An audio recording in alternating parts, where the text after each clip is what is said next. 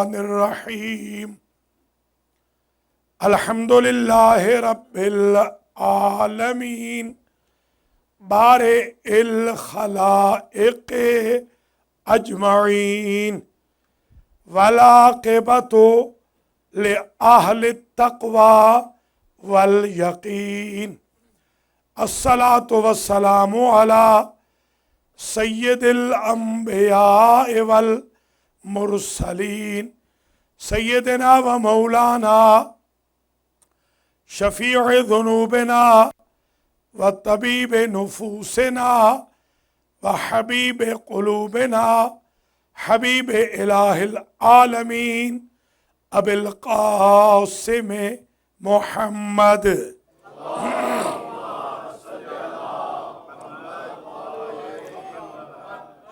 ثم الصلاة والسلام على اہل بیت الطیبین الطاہرین المعصومین المنتجبین الذین اذهب اللہ عنہم الرجس وطہرہم تطہیرا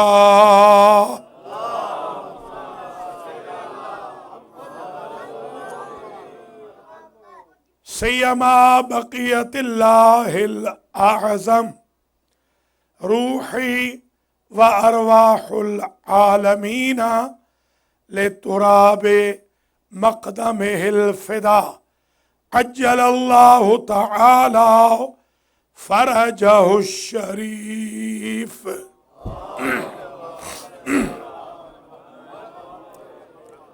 واللعنۃ الدائمۃ باقیۃ علی اعدائہم اجمعین من یوم ظلمہم الی قیام یوم الدین اما بعد فقد قال اللہ سبحانہ وتعالی فی کلامہ المجید وفرقانہ الحمید وہو اصدق الصادقین بسم اللہ الرحمن الرحیم وَكُلَّ شَيْءٍ أَحْصَيْنَاهُ فِي إِمَامٍ مُبِينٍ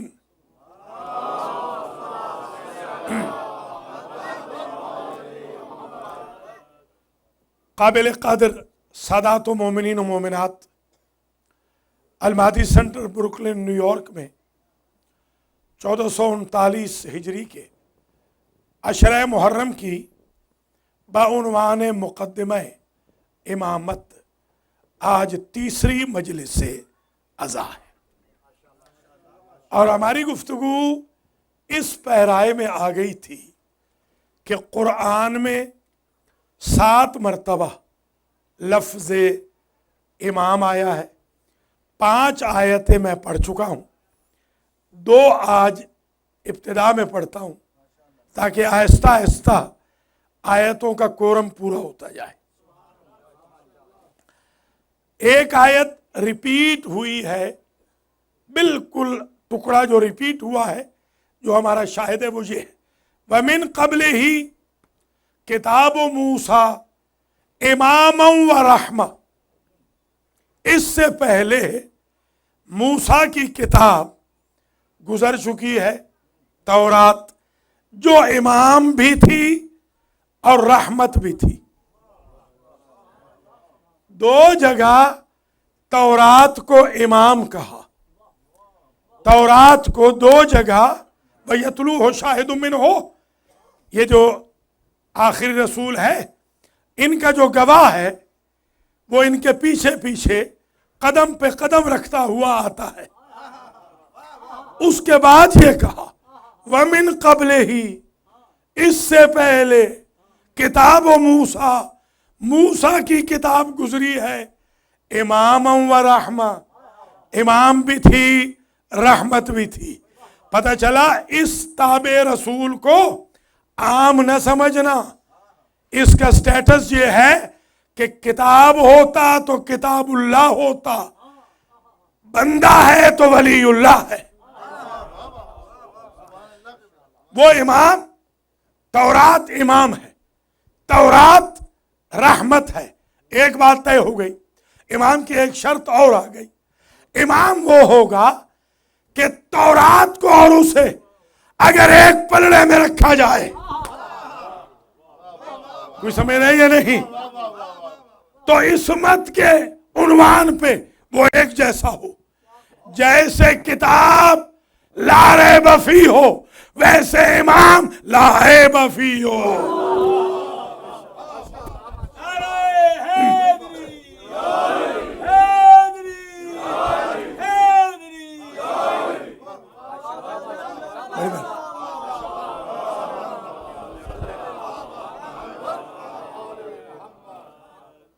وَمِن قَبْلِهِ، قبل اس کے کتاب موسیٰ گزر چکی ہے، کتاب موسیٰ اماماً و رحمہ.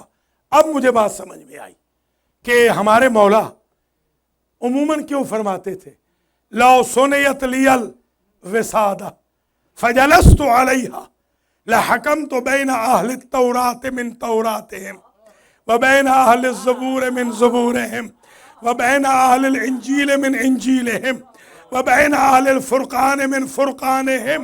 اگر علی کے لیے مسند قضا بچھا دی جائے اور علی ٹیک لگا کے بیٹھ جائیں، یہودیوں کے لیے تورات و زبور سے فیصلہ کریں، نصرانیوں کے لیے، کرسچنز کے لیے بائبل سے فیصلہ کریں، مسلمانوں کے لیے قرآن سے فیصلہ کریں، ہر کتاب پکار کے کہے گی حق وہی ہے جو علی نے کہا.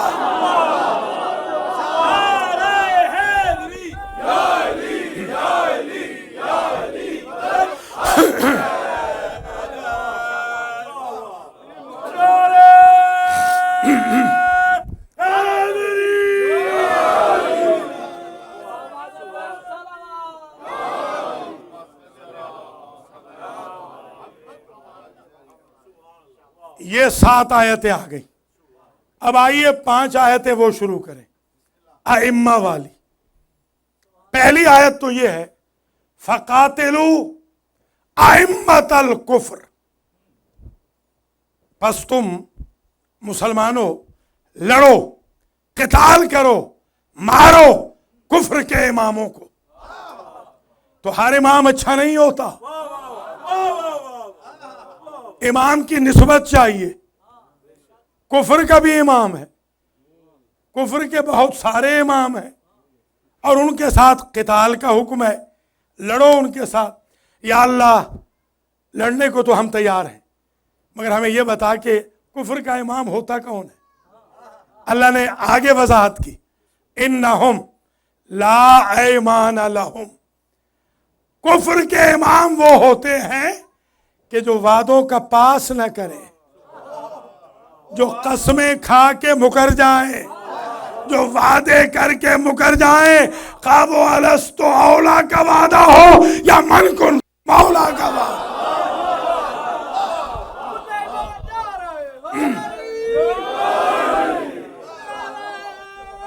کفر کے امام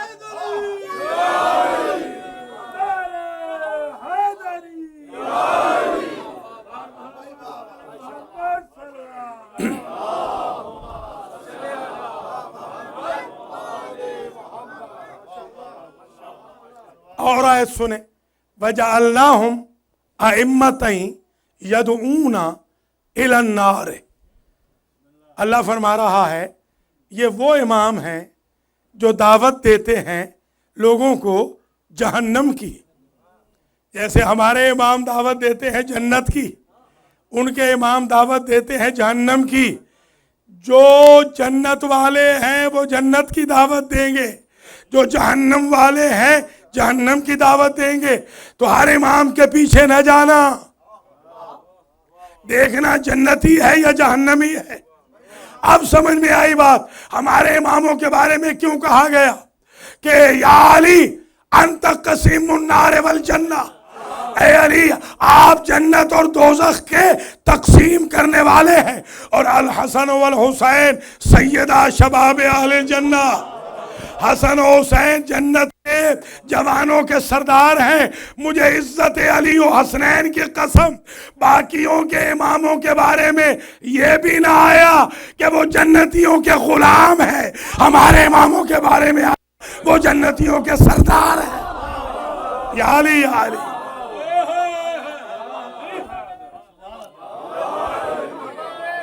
مولا سلامت ہے.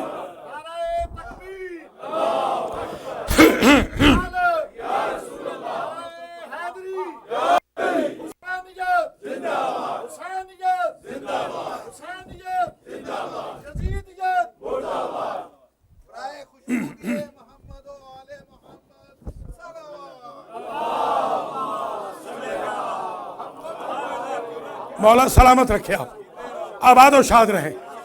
مجھے احساس ہے دن بھر کے آپ تھکے ہوئے ہیں، مگر اس جوش و خروش سے امامت کے موضوع کو سننا بالکل ایسے ہی لگ رہا ہے جیسے غدیر میں بیٹھے.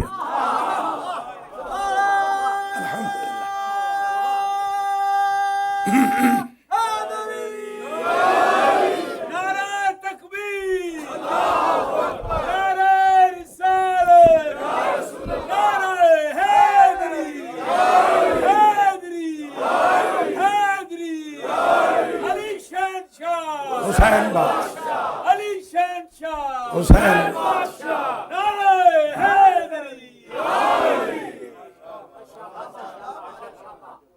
اب ذرا آیتیں سنتے آئیں.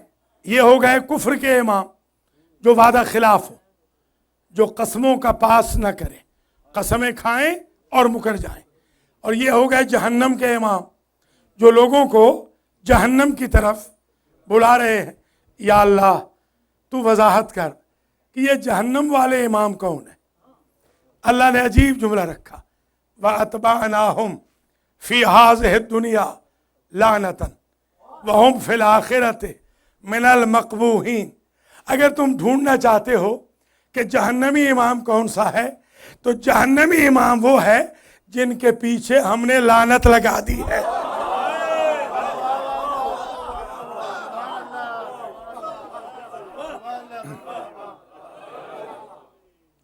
اب سمجھ میں آ گئی بات کہ بعض لوگ لعنت سے ڈرتے کیوں ہیں.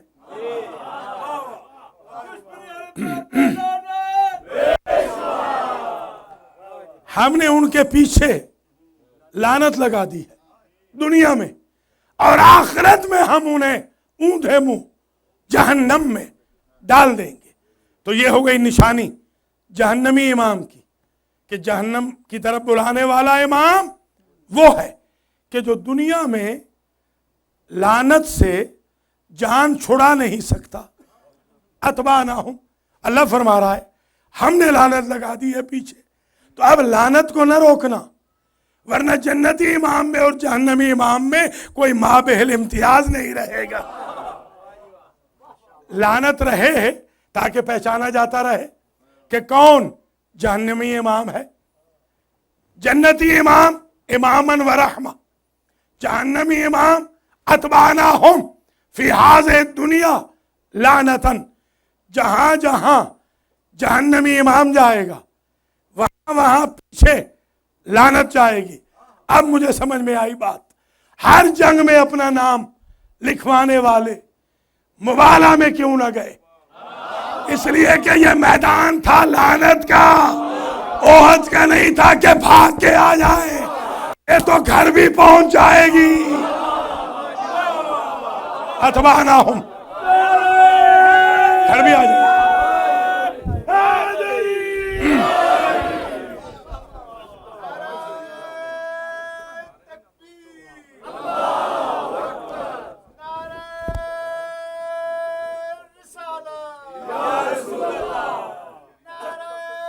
ماشاءاللہ ماشاءاللہ.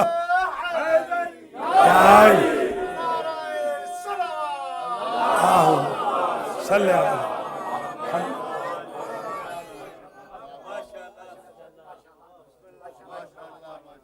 تو اب بات واضح ہوتی جا رہی ہے. اب آپ کو دونوں قسم کے امام سمجھ میں آ گئے، قرآن سے، آیتوں سے، امام کے ساتھ بھی، ائمہ کے ساتھ بھی. دو آیتیں اور سن لیں. وَجَعَلْنَا مِنْهُمْ أَئِمَّةً يَهْدُونَ بِأَمْرِنَا لَمَّا صَبَرُوا. اس آیت نے تو بڑے دریچے کھول دیے، بڑے مسائل سمجھا دیا، الجھاؤ ختم ہو گئے، تناؤ ٹینس چلا گیا اس آیت کے بعد. اللہ فرما رہا ہے سارے انبیاء کو ہم نے امام نہیں بنایا، ہر نبی کوالیفائی نہیں کرتا امامت کے لیے۔ خدا کی قسم یہی ترجمہ بنتا ہے، یہی ترجمہ بنتا ہے، اگر ترجمہ صحیح کریں تو یہی ہے، من تبعیضیہ ہے، منہم وجعلنا منہم ائمۃ، تھوڑے سے نبیوں کو ہم نے امام بنایا۔ ایمان سے بتائیں جب نبی زیادہ امام نہیں بن سکتے تو یہ گلی گلی میں امام کہاں سے آ گئے؟ اللہ اکبر، اللہ اکبر، مولا سلامت رکھے۔ من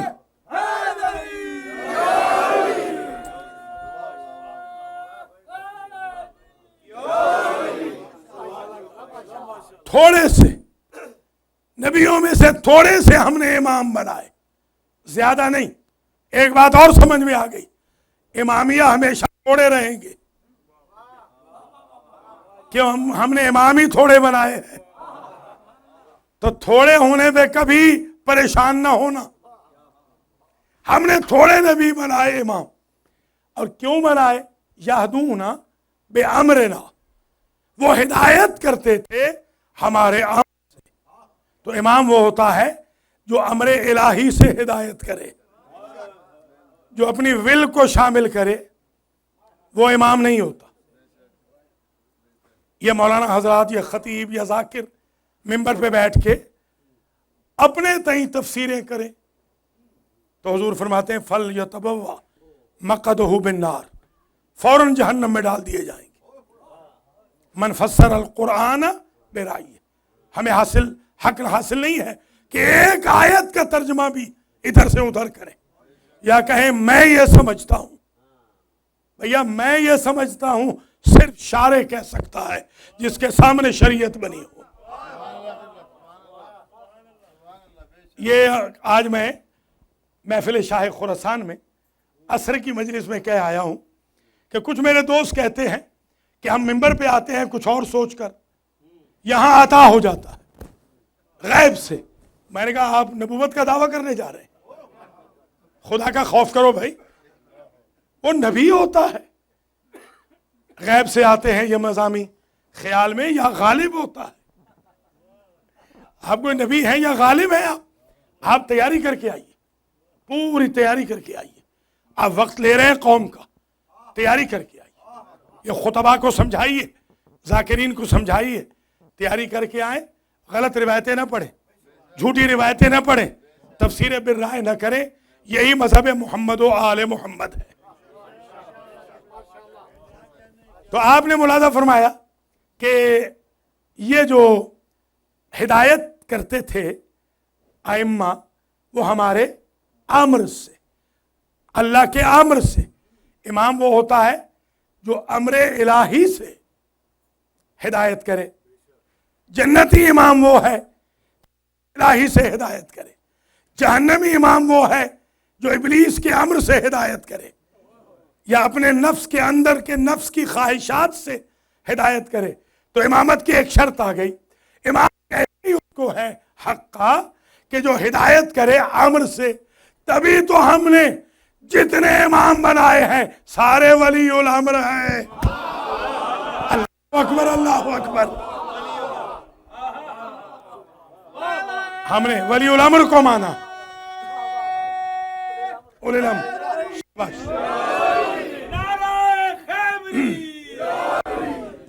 ماشاءاللہ ماشاءاللہ۔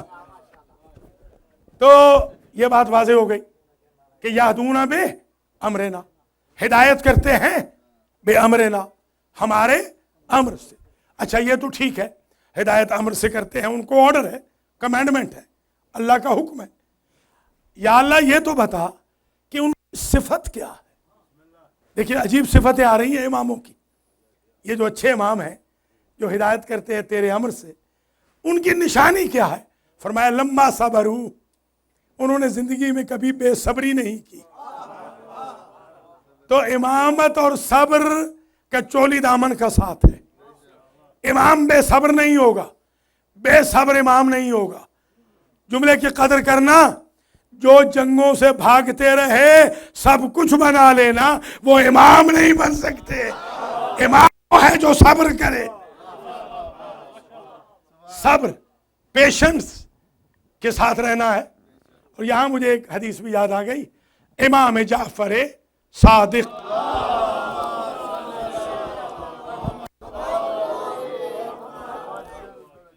ارشاد فرماتے ہیں، ان الصبر وشیعتنا اصبر منا، ہم آل محمد ہیں صابر، ہمارے شیعہ ہیں ہم سے زیادہ صابر۔ قدر کرنا اپنی، ہمارے شیعہ ہیں ہم سے زیادہ صابر۔ راوی نے کہا میرے ماں باپ آپ پہ قربان ہو، زیادہ صابر تو آپ کو ہونا چاہیے، آپ یہ کیا فرما رہے ہیں؟ ہم ہیں صابر، ہمارے شیعہ ہیں زیادہ صابر، ہم سے بھی زیادہ صابر۔ مسکرا کے فرمایا، نصبر علی ما نعلم ویصبرون علی ما لا یعلمون، ہم ان مصیبتوں پہ صبر کرتے ہیں جن کے انجام سے باخبر ہوتے ہیں۔ دعوت تو ان کو ہے، ان مصیبتوں پہ صبر کر رہے ہیں جن کے انجام سے بے خبر ہے۔ اللہ اکبر، اللہ اکبر۔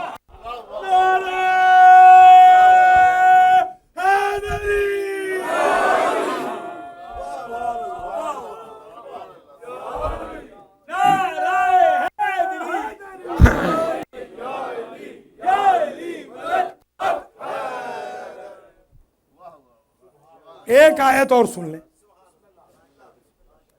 وَجَعَلْنَاهُمْ أَئِمَّةً يَهْدُونَ بِأَمْرِنَا، اور ہم نے انبیاء بنی اسرائیل کو امام بنایا۔ نبی پہلے بنایا، امام بعد میں۔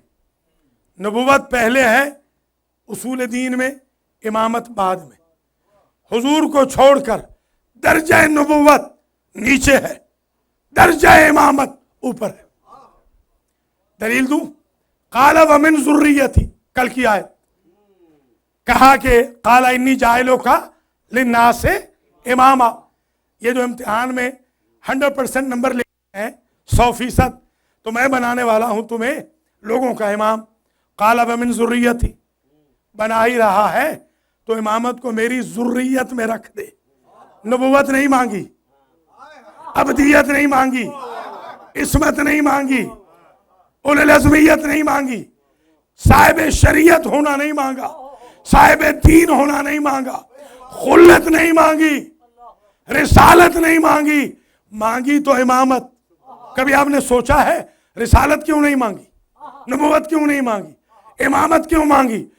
خلیل جانتے تھے جس عہدے نے ختم ہو جانا ہے اسے مانگ کے کیا کروں، ایسا عہدہ جو قیامت تک چلا جائے۔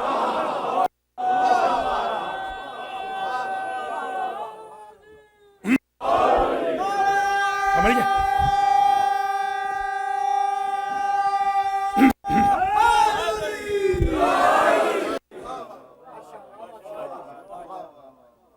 ہم نے بنی اسرائیل کے انبیاء کو امام بنایا، یہدون بامرنا، وہ ہدایت کرتے تھے ہمارے امر سے۔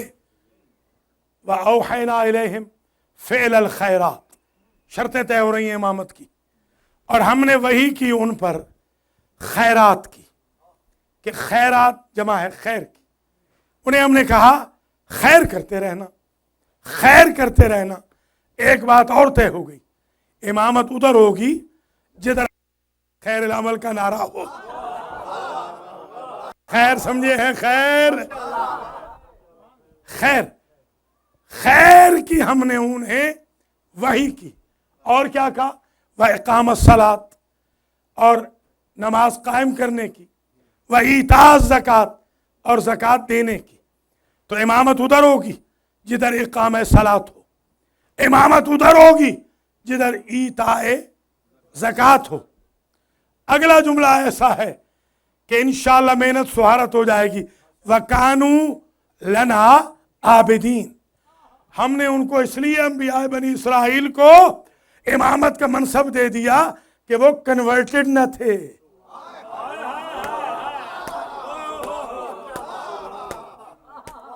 وَكَانُوا لَنَا عَابِدِينَ، وہ ہمارے ماضی کے عابد تھے. تازہ مشرف با اسلام ہونے والا رضی اللہ بن سکتا ہے، امام نہیں بن سکتا.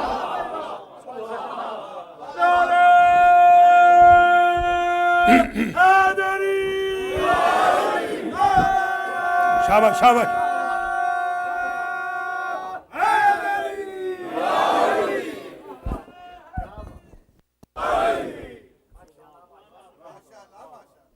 یہ میں نے آپ کی خدمات عالیہ میں 4 آیتیں پڑھ دی. یہ ٹوٹل ہو گئیں 11. 12ویں پڑھیں گے کل. آج ذرا یہاں روکنا ہے. اب تک 11 آیتیں آپ کی خدمات عالیہ میں امامت کے عنوان کی پڑھی جا چکی. اب ٹوٹل 1 رہ گئی ہے، اور وہ بہتر ہے کہ اس کا انتظار ہی رہے، ذرا لیٹ ہی بیان ہو. 11 تو بغیر انتظار کے آ گئی نا.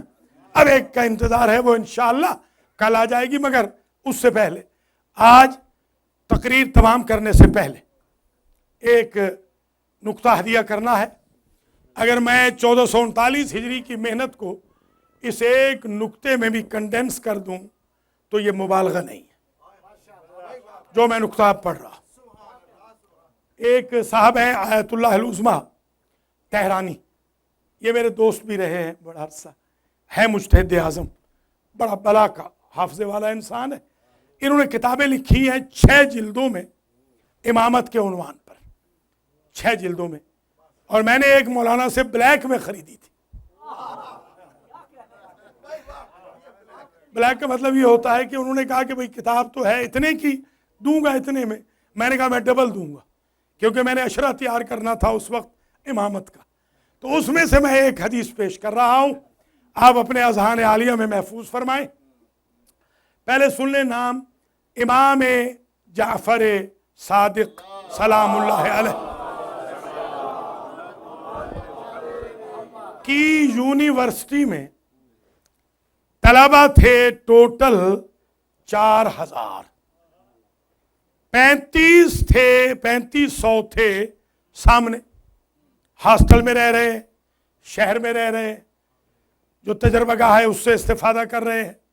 امام بیٹھتے تھے ایک چبوترے پر، امام کے سبجیکٹ ہوتے تھے 40.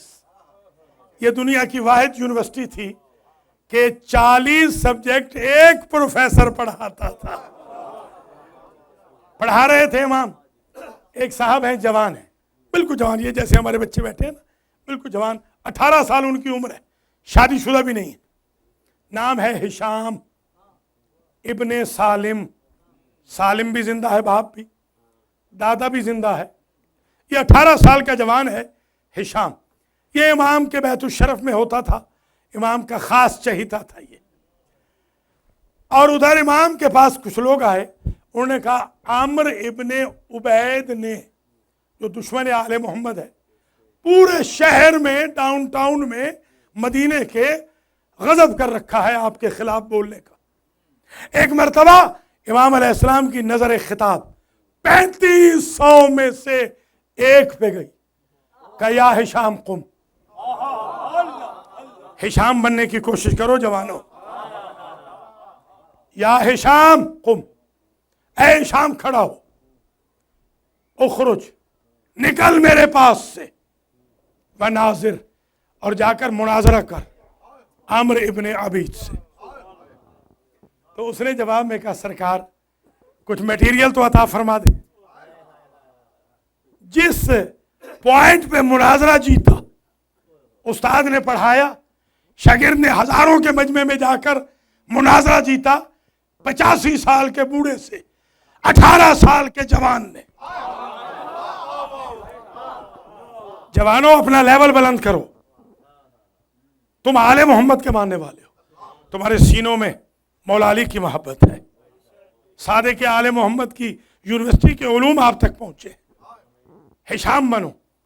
ہشام گیا، امام کا پڑھایا ہوا ایک ہی درس تھا، ایک چھوٹا سا، اور اسی درس کو جا کے وہاں پر سوال و جواب میں پیش کیا، مناظرہ جیت گیا.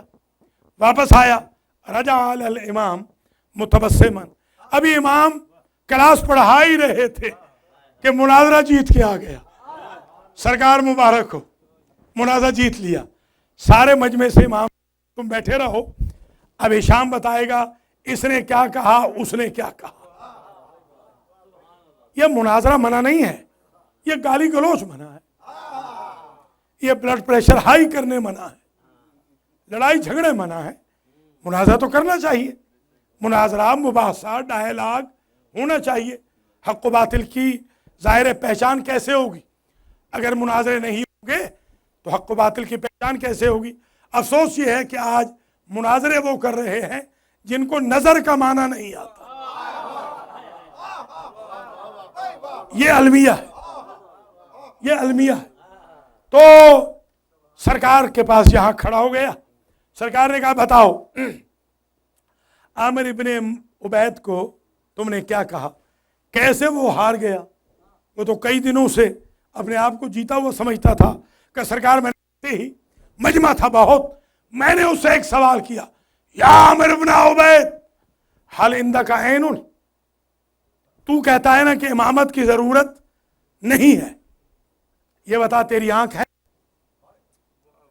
تو اسے کہا آنکھ تو ہے۔ تو ما تفعل بہا، آنکھ سے کرتے کیا ہو؟ کہا آنکھ سے میں دیکھتا ہوں۔ دوسرا سوال کیا، حل لک انف، ناک ہے؟ کرتے کیا ہو ناک سے؟ اشم بہا، سونگتا ہوں۔ تیسرا سوال کیا، حل لک اذن، کان ہے؟ کیا کرتے ہو؟ اسمع بہا، کانوں کے ذریعے بہما سنتا ہوں۔ حل لک جوف، جوف دہن ہے؟ کیا کرتے ہو؟ آکل الطعام، طعام کھاتا ہوں۔ آنکھ بھی ہے دیکھتے ہو، ناک بھی ہے سونگتے ہو، کان بھی ہے سنتے ہو، جوف دہن بھی ہے چکھتے کھاتے ہو۔ ان سوالوں کے بعد امام کے شاگرد نے کہا حل تحتاج الی العقل، ان سب کے ہوتے ہوئے تم عقل کے محتاج کیوں ہو؟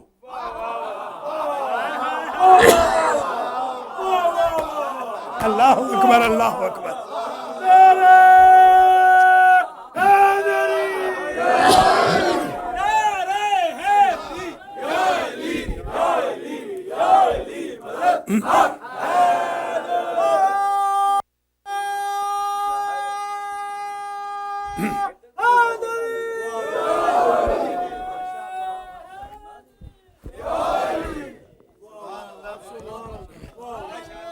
مولا سلامت، بڑی مہربانی۔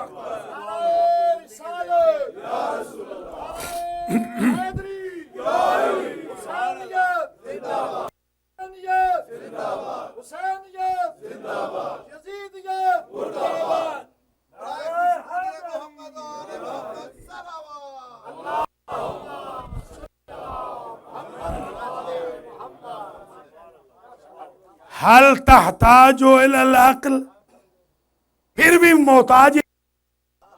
قال نعم، عامر ابن عبید نے کہا ہاں۔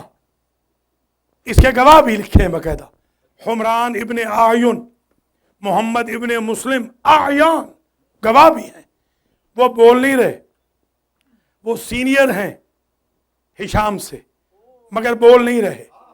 وہ 1439 ہجری کے شیعہ نہیں ہیں، سمجھ رہے ہیں یا نہیں؟ وہ بول نہیں رہے۔ اگر ایک بندہ ڈیپوٹیشن پہ ہو تو دوسروں کو صبر بھی کرنا چاہیے، ہر ایک الجھا جا رہا ہے۔ تو خیر، حل تحتاج الی العقل، عقل کی تمہیں ضرورت ہے؟ قال نعم، ہاں عقل کی مجھے ضرورت ہے۔ کہا کیوں؟ جملہ جو کہا ہے عامر ابن عبید نے، جس پر وہ مار کھا گیا اپنے سپورٹر سے بھی، اس نے کہا لرفع الشبہۃ،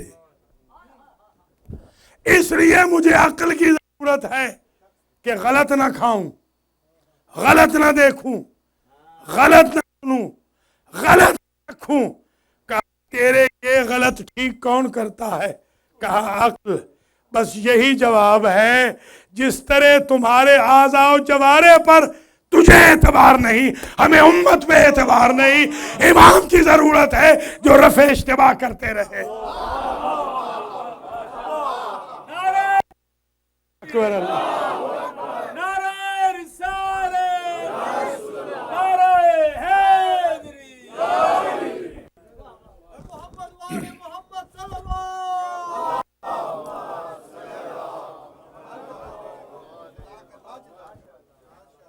امام کے نمائندے ہیں مسلم ابن عقیل۔ خط لکھا اہل کوفہ کو اور لکھا ہذا اخی وابن امی وثقتی ومعتمدی، جسے میں بھیج رہا ہوں یہ میرا بھائی ہے، یہ میرا کزن، یہ میرا قابل بھروسہ ہے، یہ میرا ثقہ ہے، یہ میرا سفیر ہے۔ میں جملہ کہوں گا، سارے انبیاء کے سفیر ہیں حسین، حسین کے سفیر ہیں مسلم۔ کیا درجہ ہے سفیر حسین کا؟ یعنی حیران ہوں کہ حسین نے ایک سفیر بنانے کے بعد ورق سلطنت کا پھاڑ دیا، کسی اور کو سفیر نہیں بنایا، ایک ہی سفیر۔ وکیل اماموں کے بنتے رہتے، سفیر کوئی نہیں بنا، سفیر صرف اور صرف ایک ہے۔ جب چلے تھے محمد و ابراہیم کو ساتھ لیا، دیر لگ گئی بچوں کی تیاری میں، تو مسلم بن عقیل نے اپنی اہلیہ رقیہ بنت علی سے کہا کہ دیر بہت ہو رہی ہے، کیا کر رہی ہو ابھی؟ کہا میں بچوں کو نہلا رہی ہوں، کپڑے پہنا رہی ہوں، چوٹیوں میں بالوں میں کنگھی کر رہی اور روتی بھی جاتی ہے۔ پوچھا ماذا یبکی کے، رو کیوں رہی ہو؟ پتہ نہیں آج کے بعد کوئی دھلا ہے۔ قافلہ چلا، غلام ساتھ ہے مسلم کے لوگ ہیں، یہ بچے بھی ساتھ ہیں۔ کوفہ پہنچے، ہانی کے گھر میں قیام کیا۔ جب پہلے روز کی نماز مغرب پڑھائی تو 18,000 لوگوں نے اقتدا کی، مگر جب عشاء پڑھائی تو مڑ کے گنا تو 18 لوگ بھی نہ تھے۔ میرے مولا کا سفیر ایک دن میں غریب ہو گیا۔ ہانی کے گھر کو چھوڑ دیا۔ جب فوجیں آنے لگی اور ایک گھر کے سامنے ایک چھوٹی سی اٹھی ہوئی جگہ تھی، وہاں جا کر بیٹھ گئے، قبضہ شمشیر پہ ہاتھ رکھے ہوئے۔ عرب کا دستور تھا کہ جب وہ سونے لگتے تھے تو سونے سے پہلے اپنے صدر دروازے کو آ یہ بی بی اپنا صدر دروازہ بند کرنے پہنچی تو اس نے دیکھا کہ ایک مسافر ہے، قبضہ شمشیر پہ ہاتھ رکھ کے بیٹھا ہے۔ کہا قم ایھا المسافر، مسافر یہاں سے اٹھ جا، یہاں سے اٹھ جا، حالات بڑے خراب ہیں کوفے کے، اپنے گھر جا کے بیٹھ۔ مسلم نے عجب جملہ کہا، بی بی اگر میرا گھر ہوتا تو میں تمہارے دروازے پہ غریبوں کی طرح نہ بیٹھتا۔ کہا عبد خدا حالات بہت خراب ہیں، کہیں اور جا کے بیٹھ۔ جب اٹھے ہیں نا مسلم، تو بنی ہاشم کا دستور تھا، جب بھی انہیں کوئی مدد کی ضرورت ہوتی تو کہتے تھے یا ابا الحسن ادرکنی، یا مولا علی میری مدد کیجئے۔ جیسے ہی کہا نا یا ابا الحسن ادرکنی، یہ بی بی کہتی ہے اتعرف ابا الحسن، کیا تو میرے مولا علی کو جانتا ہے؟ اللہ اکبر۔ مسلم کہتے ہیں انی لا اعرف ابا الحسن من اہل الکوفہ، کوفہ میں مجھ سے بہتر کوئی علی کو مجھ سے بہتر کوئی نہیں جانتا۔ تو اگر میرے مولا علی کو جانتا ہے نا عبد خدا، پھر تو میرے مولا حسین کو بھی جانتا ہوگا۔ کوفہ میں جیسے میں حسین کو جانتا ہوں ایسے کوئی نہیں جانتا، پھر تو میرے مولا کے سفیر کو بھی جانتا ہوگا نا۔ اب خاموش نہ رہ سکے، سینے پہ ہاتھ رکھ کے کہتے ہیں انا سفیر الحسین، اللہ سوائے غم آل محمد کے کسی غم میں نہ رلائے۔ آج یہ باب الحوائج کی مجلس ہے، مسلم بھی باب الحوائج ہے، حضرت مسلم بن عقیل باب الحوائج ہے۔ عزیزو، جیسے پتہ چلا نا کہ مولا کا سفیر ہے تو کہا تقدم یا سیدی، تشرف یا سیدی، فضل یا سیدی، اے میرے سید اندر آئیے، رکھیے۔ اندر تشریف لے گئے، تہجد کی نماز پڑھی، قرات قرآن کی۔ محسوس ہوا کہ جواسیس نے اطلاع دے دی گورنر کو، اور فوجیں اس طوع نامی بی بی کے گھر پہنچ گئیں۔ جیسے ہی طوع کے گھر کو فوجوں نے گھیرا، مسلم قبضہ شمشیر پہ ہاتھ رکھ کے نکلے۔ طوع نے کہا مولا کے سفیر نہ جائیے۔ مسلم کی چیخ نکل گئی، ہم بنی ہاشم ہیں، کسی کے گھر میں فوجیں داخل ہوتی ہوئی دیکھ نہیں سکتے۔ میں ہاتھ جوڑ کے کہوں گا، آپ نے امتی کے گھر میں فوجوں کو داخل نہ ہونے دیا۔ یہ ذرا کربلا میں آئیے، رسول ذاتیوں کے میں ہیں اور فوج اشقیاء۔ جزاک اللہ، اجرکم علی اللہ، اجرکم علی الزہرا۔ بالآخر فوجوں پہ فوجیں آئیں، کشتوں کے پشتے کیے، جنگ ہوئی، دستوں پہ دستے منگوائے گئے۔ جب ایک مرتبہ مسلسل 3-4 دستے منگوائے گئے تو عبید اللہ ابن زیاد نے سالار لشکر کو پیغام بھیجا کہ تم سے ایک جوان قابو میں نہیں آ رہا۔ اس نے عجب جملہ کہا، جا کے گورنر کو بتا دینا، اتزعموا انا ببقال عرب ببقال الکوفہ، کیا تم گمان کر رہے ہو کہ ہم کہ کسی سبزی فروش سے جنگ کر رہے ہیں؟ نحارب بدم ہاشمی، تجھے معلوم نہیں یہ ہاشمی خون لڑ رہا ہے۔ آخر ان ظالموں نے پشت کی جانب سے گڑھا کھودا، میرے مولا کا سفیر گڑھے میں گر گیا۔ جیسے ہی مسلم بن عقیل گڑھے میں گرے، جس کے ہاتھ میں تلوار تھی اس نے تلوار ماری، جس کے ہاتھ میں نیزہ تھا اس نے نیزہ مارا، جس کے ہاتھ میں گرز تھا اس نے گرز مارا، جس کے ہاتھ میں تیر کمان تھی اس نے تیر مارا، جس کے ہاتھ میں کچھ نہ تھا اس نے پتھر مارا۔ اور اگر برداشت کر سکو، جلتی ہوئی لکڑیاں پھینکی گئی مسلم بن عقیل کے بدن پر۔ جزاک اللہ، جزاک اللہ۔ جب گرفتار کر لیے گئے تو کہتے ہیں حل الی شربۃ من الماء السبیل، ایک گھونٹ پانی کا مل جائے گا، ایک کاسا آپ کا، ایک جام آپ کا کسی نے پیش کیا۔ جب ہونٹوں کے قریب لے گئے، ہونٹ کٹ چکے تھے، اتنا خون جاری تھا کہ پیالے کا رنگ سرخ ہو گیا۔ کہ ساقی کوثر، اب ہم کوثر پیئیں گے۔ پکڑ کے دربار میں لائے گئے۔ جب دربار میں لائے گئے تو کہا سلم علی الامیر، امیر پہ سلام کر۔ مسلم کہتے ہیں مالی الامیر سوا حسین، میرا حسین کے علاوہ کوئی امیر نہیں۔ یہ وہ وقت تھا منزل اشراف پہ حسین نظر امامت سے ایثار ابن عقیل دیکھ رہے تھے۔ ابو الفضل کہتے ہیں حسین نے کوفہ کی طرح رخ کر کے میرے مولا نے یہ جملہ کہا، بھائی آج تو نے میرے دشمن کے سامنے مجھے امیر کہا، آج کے بعد ہم تبادلہ کر لیں گے۔ اب جب بھی مجلس ہوگی لوگ کہیں گے امیر مسلم، اور میری مجلس ہوگی لوگ کہیں گے غریب حسین۔ یا زہرا، بس آخری جملے ہیں۔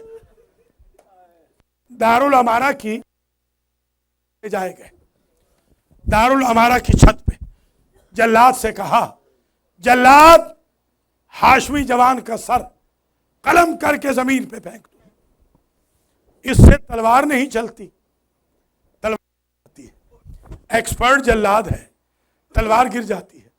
ایک مرتبہ ابن زیاد خود اوپر سقف پہ چھت پہ آیا اور اس نے کہا تو اتنا بڑا ایکسپرٹ جلاد ہے، تو اس سے ایک جوان ذبح نہیں ہو رہا؟ اس نے عجب جملہ کہا، اس نے کہا ابن زیاد میرے قریب آ کے دیکھ، جب میں تلوار اٹھاتا ہوں سامنے رسول اپنی ریش پکڑ کے آ جاتے ہیں اور مجھ سے کہتے ہیں جلاد میرے مسلم نے تیرا کیا بگاڑا، میرے بیٹے کے سفیر نے تمہارا کیا اتنے میں مسلم بن عقیل نے دیکھا کوفہ والے اپنے بچوں کو ساتھ لے کر عید کی خریداری کرنے کے لیے جا رہے تھے۔ جیسے ہی چھوٹے چھوٹے بچوں پہ نظر پڑی، ان کے والدین پہ نظر پڑی، ان کے رشتہ داروں پہ نظر پڑی، تو ایک جملہ کہا کہ جلاد ایک لمحے کے لیے رک جا، بعد میں گردن کاٹ دینا، ایک پیغام کوفے والوں کو دے دوں۔ مسلم بن عقیل کہتے کوفے والوں اگر میرے دونوں بچے کہیں نظر آ جائے انہیں نہ بتانا تمہارا بابا مارا گیا، اس لیے کہ وہ برداشت نہ کر پائیں۔ جزاک اللہ۔ آخری جملہ ادھر ابو الفضل کے جملے، میرے مولا پریشان تھے، بار بار کوفے کی طرف دیکھتے۔ میں نے کہا مولا مسلم کی کیا خبر ہے؟ کہا میری 2 انگلیوں کے درمیان دیکھو عباس۔ اب جو 2 انگلیوں کے درمیان دیکھا، ام البنین کے لال نے قبضہ شمشیر پہ اپنا ہاتھ رکھا اور کہا ارسلنی الی الکوفہ یا مولایا، مولا مجھے جلدی بھیج دے کوفہ میں۔